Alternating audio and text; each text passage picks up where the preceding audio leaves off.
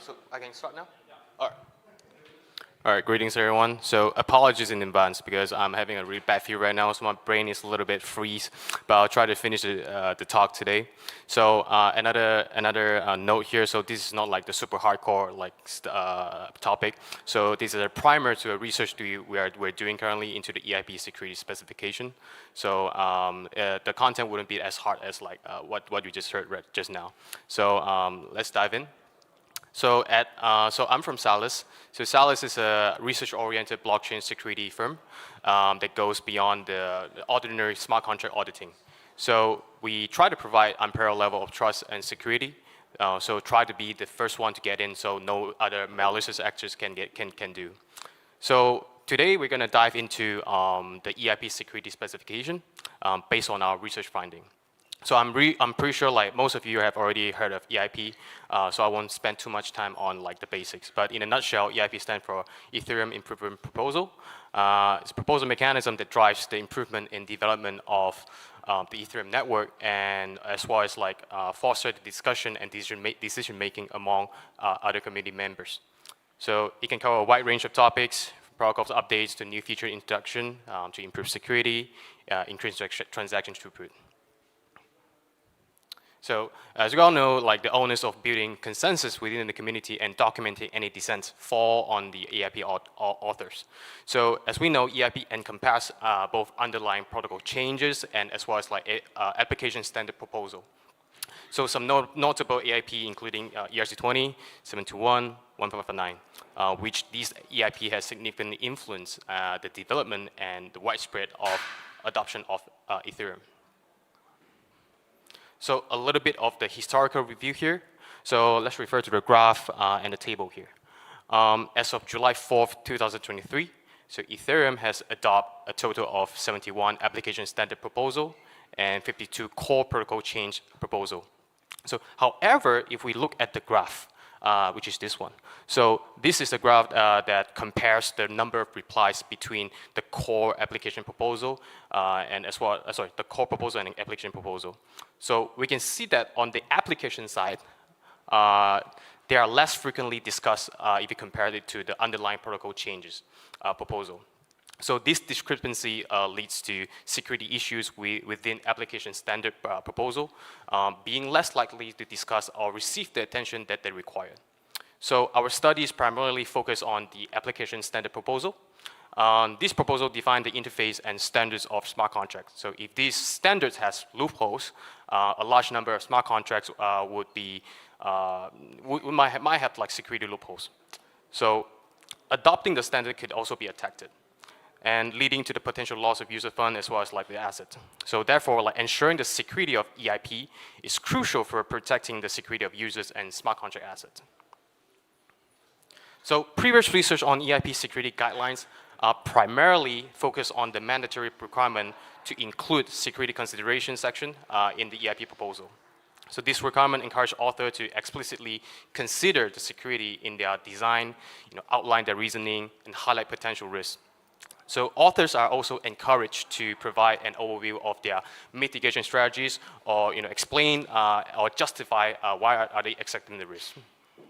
And furthermore, the research promotes open security discussion and the submission of new EIP proposal as supplements or bug fix to previous EIP proposal.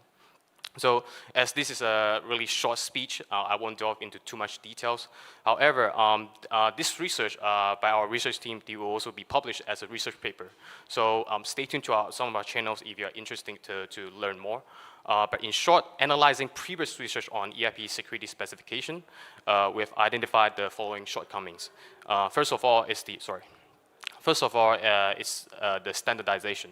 So while some EIP have been introduced with security consideration, there's no guarantee that all EIPs will be as thorough.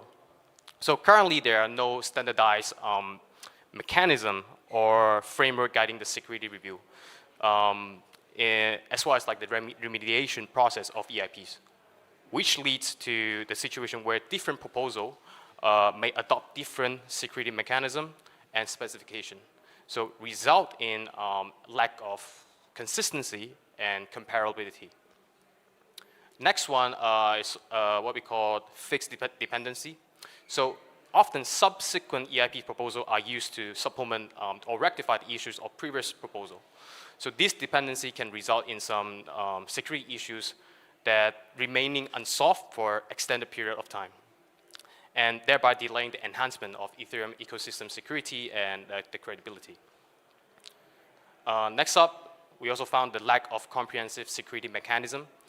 While some proposal attempts to address specific security issues, there's an overall absence of comprehensive security mechanism to tackle various types of security threats.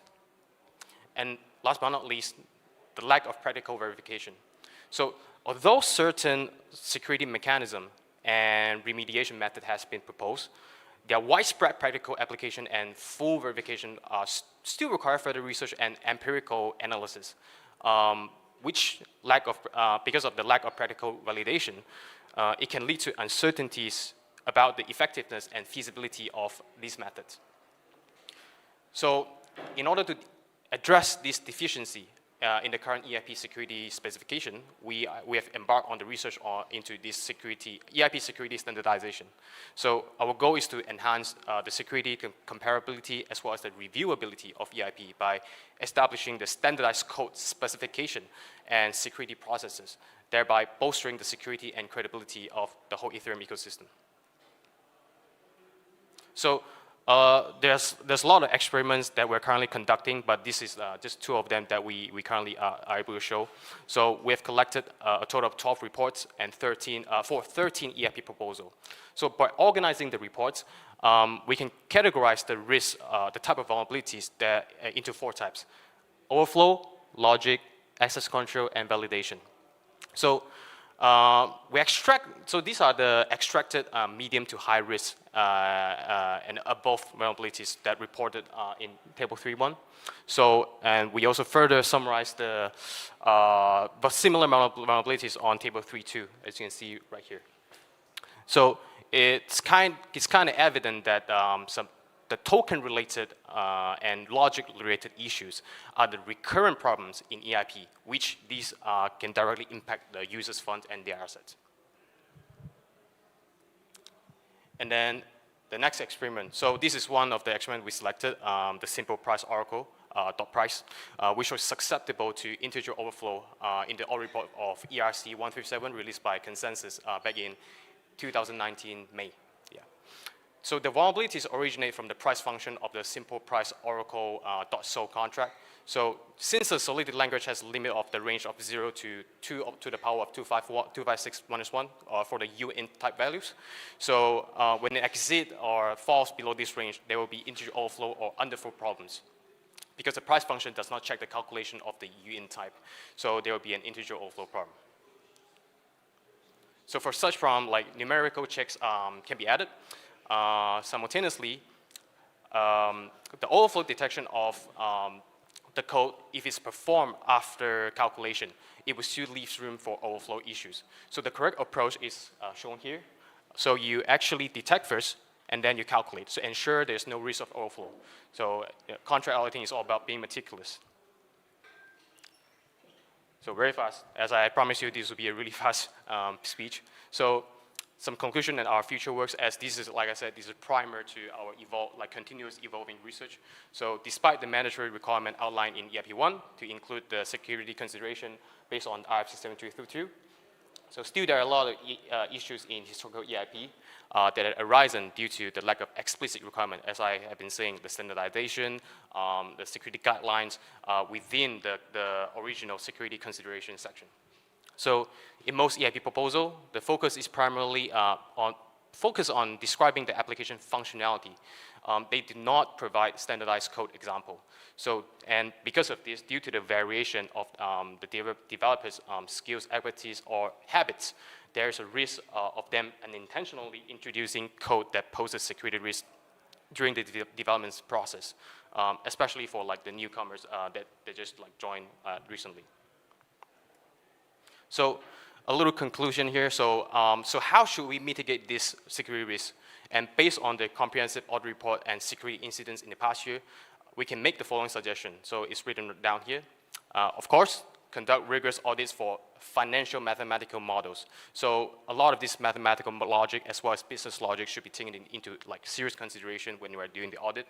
And we also propose to develop permission control suggestion for the function at the ERC level, and as well as limitation on the usage of scenarios and input restriction for each function at the ERC level. Limitation on the frequency of function calls, such as to prevent reentrancy, also at the ERC level. So this is pretty much the speech and the research. But as I said, the research would be probably done in a month or two more. So it will be published as a research paper. And so stay tuned to our channel. So if you are interested to see the paper. And 1 second. All right. So as I continuously reiterate, like these are primate into the continuous research of what we're doing and remains an evolving work in progress. So at Salus, we are researching the security, usability, and sustainability of blockchain infrastructure and governance protocol. So one notable example is we're currently also working on another research that relates to Arbitrum. So we are researching into the risk involved when you migrate your smart contract from other Layer 2 or Ethereum onto Arbitrum. What are the risks involved? And we also frequently educate the public about blockchain technology. For instance, we aim to publish more of these research paper that are more accurate and positive in terms of perspective. So on some of the reputable scientific journals like Science or IEEE. So as well as the affiliated publication. So this is my Telegram, and that is our company Linktree. So if you're interested to know more or collaborate with us, feel free to scan it. And I apologize because like I'm still having a huge fever, so I will have to leave like, right after this. But this concludes my speeches. Thank you. Do you want to take questions? I think. Yeah, one question. Sure. One. Yeah, is there one question here? No. Okay, we will leave you. Thanks. All right, thank you. Okay. Thank you. Rest well.